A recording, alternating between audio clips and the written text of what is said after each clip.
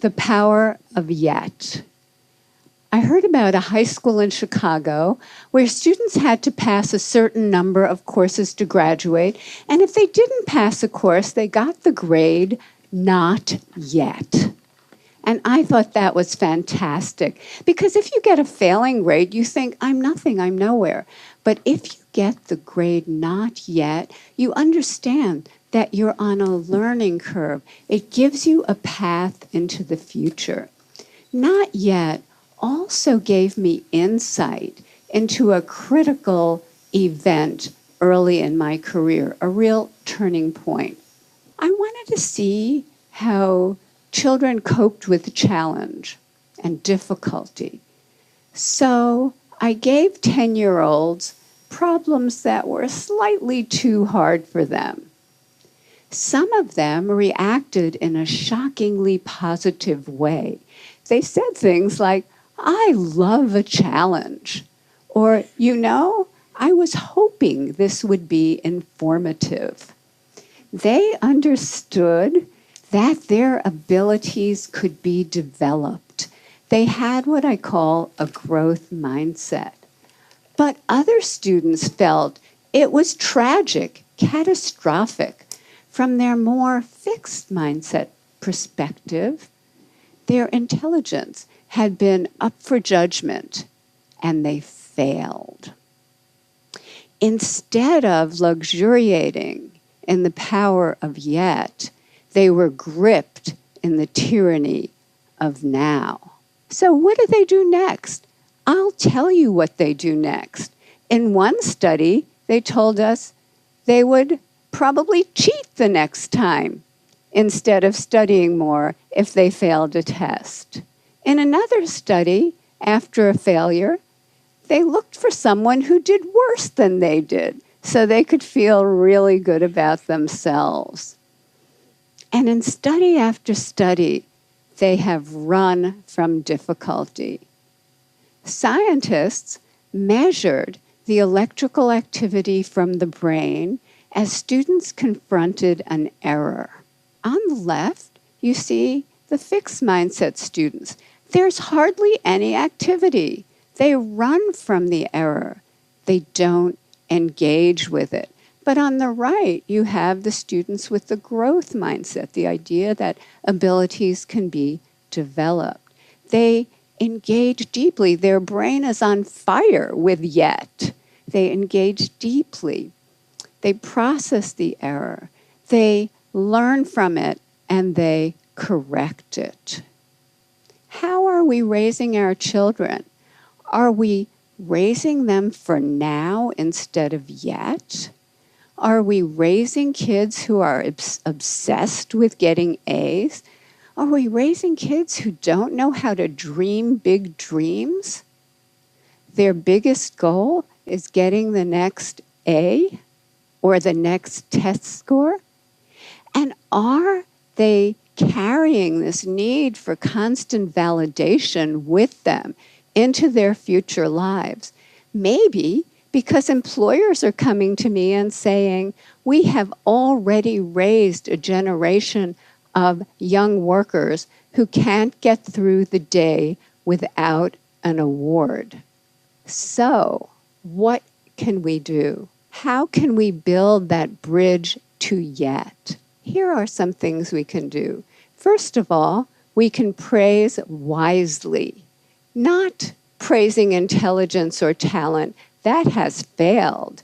Don't do that anymore, but praising the process that kids engage in. Their effort, their strategies, their focus, their perseverance, their improvement. This process praise creates kids who are hardy and resilient. There are other ways to reward yet. We recently teamed up with game scientists from the University of Washington to create a new online math game that rewarded yet. In this game, students were rewarded for effort, strategy, and progress. The usual math game rewards you for getting answers right now. But this game rewarded process. And we got more effort, more strategies, more engagement over longer periods of time, and more perseverance when they hit really, really hard problems. Just the words yet or not yet, we're finding, give kids greater confidence, give them a path into the future that creates greater persistence. And we can actually change students' mindsets.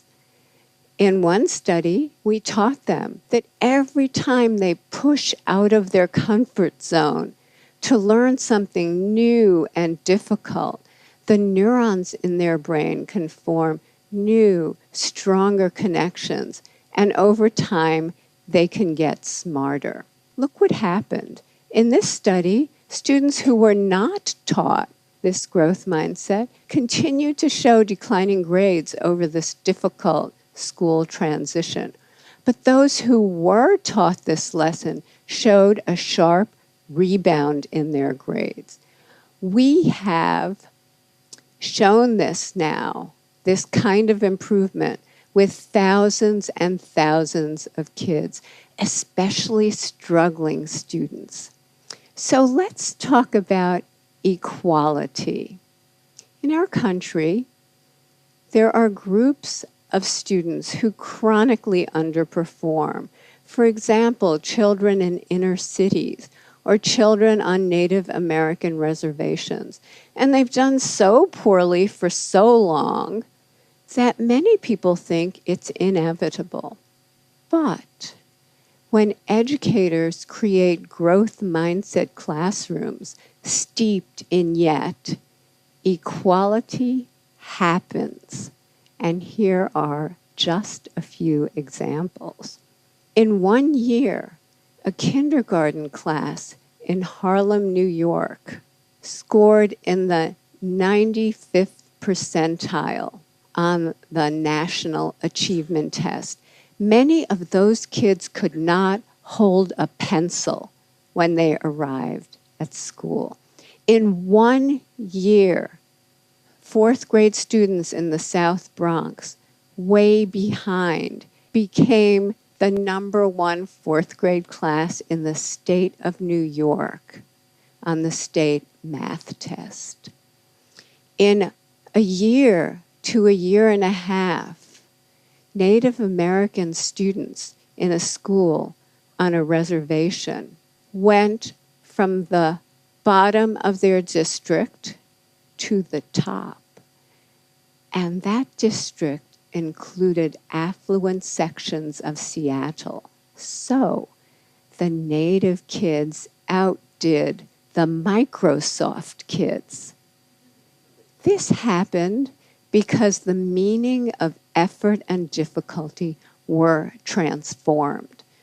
Before, effort and difficulty made them feel dumb, made them feel like giving up.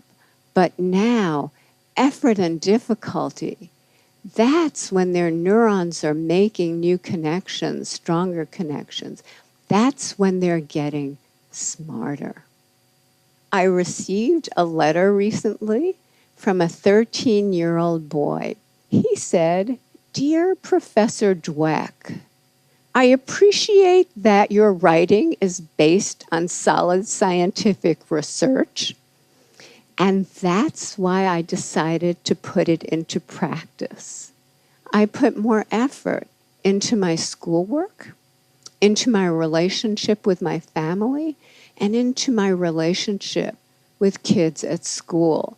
And I experienced great improvement in all of those areas.